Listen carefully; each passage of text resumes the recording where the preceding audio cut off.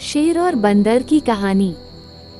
एक समय की बात है, एक घने जंगल में पिंकू नाम का एक चतुर और शरारती बंदर रहता था। उसी जंगल में शेरू नाम का एक शक्तिशाली राजसी शेर रहता था।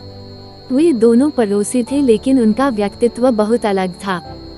पिंकू नाम का बंदर हमेशा ऊर्जा से भरा रहता था और उसे जंगल में अन्य जानवरों के साथ मजाक करना पसंद था।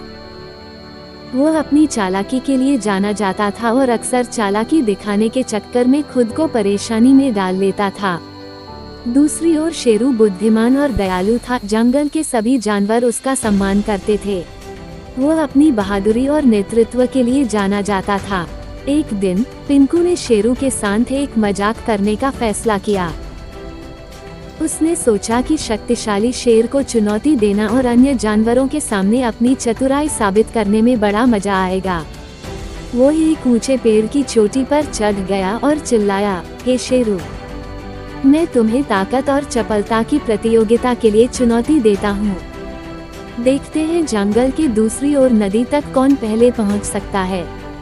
शेरू बुद्धिमान होने के नाते जानता था कि पिंकू बंदर कुछ करने वाला है, लेकिन उसने बंदर के साथ खेल खेलने का फैसला किया।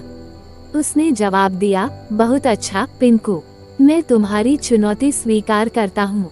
जंगल के अन्य जानवर प्रतियोगिता देखने के लिए इकट्ठा हो गए।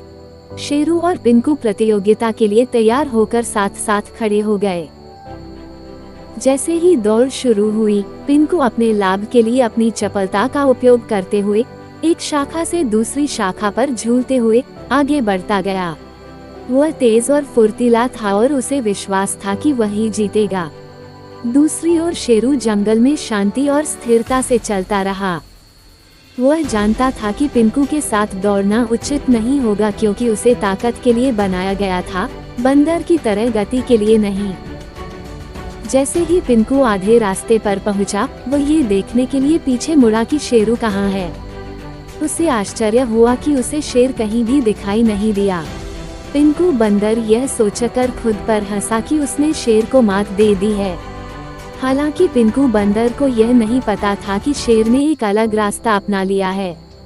वह नदी के लंबे लेकिन अधिक सीधे रास्ते का अनुसरण करते हुए और चला गया था।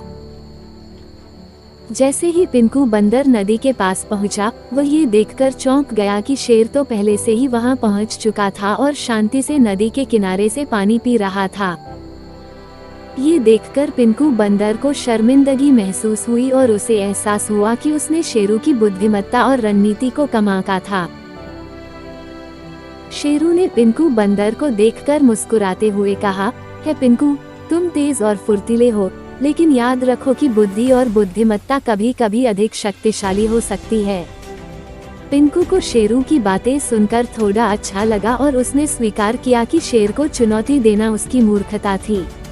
उस दिन के बाद से पिंकू ने दूसरों के साथ छल करना बंद कर दिया और ज्ञान और नेतृत्व के मूल्य की सराहना करना सीख लिया।